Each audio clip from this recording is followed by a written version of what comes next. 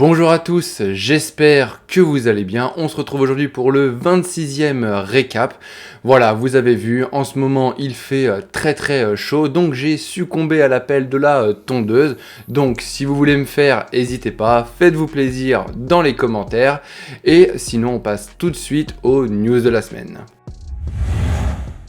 Alors cette semaine chez Marvel, les réalisateurs, les producteurs et même les scénaristes ont choisi de s'exprimer dans plusieurs médias via plusieurs interviews. Et donc on va commencer avec Taika Waititi qui s'est exprimé sur Thor Love and Thunder qui arrive prochainement, on le rappelle.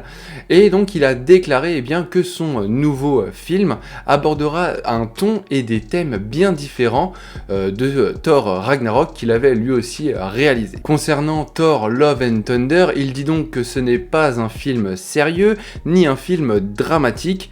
Nous traitons des thèmes universels sur l'amour et la perte et notre place dans le monde. Son entretien avec Entertainment Weekly est bien plus long, mais ce qu'il faut en retenir, c'est que Thor Love and Thunder ne sera pas une copie conforme à Thor Ragnarok, et surtout que les thèmes abordés seront bien différents. Donc on va passer sur le fun, certes il y en aura toujours un petit peu parce qu'on connaît les productions Marvel, mais on va aborder des thèmes très importants et très essentiels pour Thor, en tout cas, moi je pense, parce que la perte et sa place dans ce monde sont des sujets très importants à la suite de Avengers Endgame, mais aussi de Thor Ragnarok. Donc j'ai hâte de pouvoir découvrir ce film avec un ton bien différent de Thor Ragnarok, parce que voilà, un spoiler, mais moi j'avais pas vraiment aimé. On enchaîne avec une déclaration de Jeremy Slater lors d'une interview accordée à The Direct, où il a déclaré que Mark Spector a fait partie des 50% des personnes qui ont survécu suite au snap de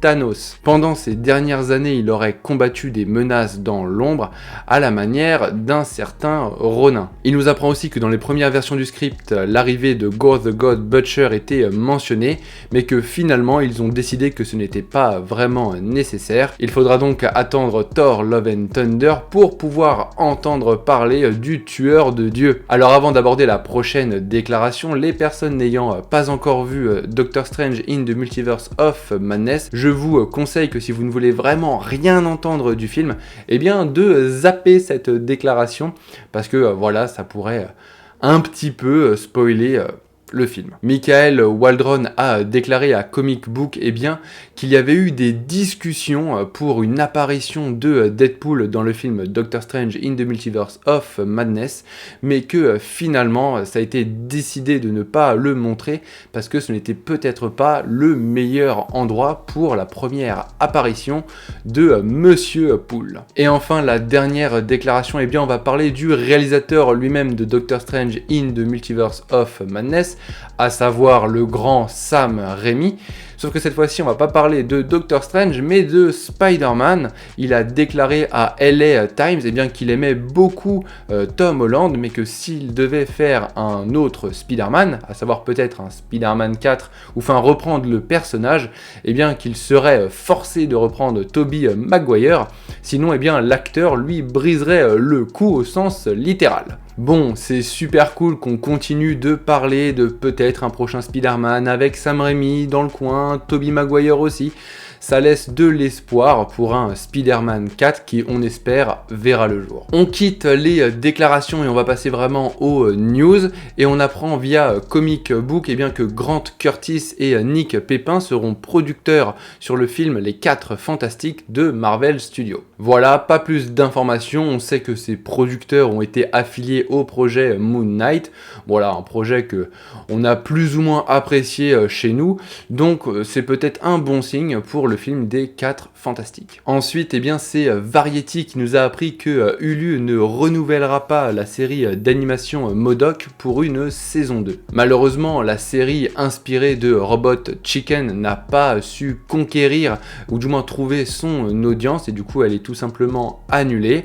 Après le style était aussi très particulier. Je vais pas vous mentir, moi j'ai pas forcément regardé, ça m'a pas donné forcément l'envie.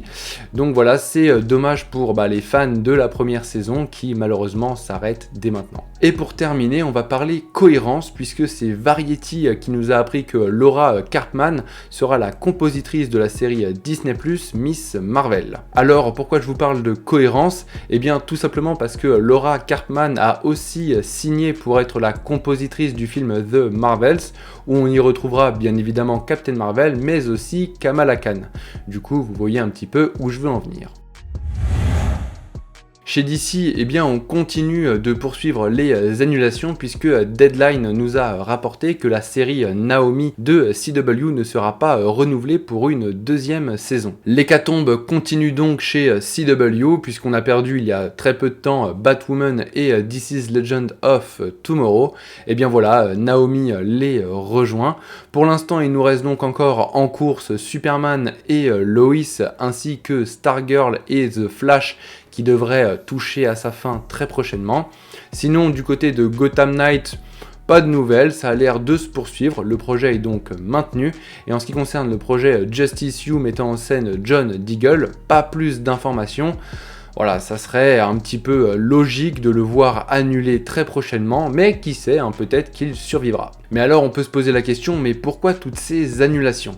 Eh bien on a quelques éléments de réponse, tout d'abord par Deadline, qui précisait eh bien, que DC's Legend of Tomorrow avait été annulé par des soucis de rentabilité, et eh bien c'est The Hollywood Reporter qui a appuyé eh bien, l'argumentaire de Deadline, en disant eh bien, que le cas de Batwoman était assez similaire et qu'en fait il ne voulait plus payer les loyers de ses studios pour continuer à tourner eh bien, plus de saisons, tout simplement parce que ce n'était pas rentable. Après, est-ce qu'il y a aussi un remaniement dans l'air avec on clean des projets pour faire de la place pour d'autres? Ça, seul l'avenir nous le dira, mais bien évidemment on vous tiendra au courant.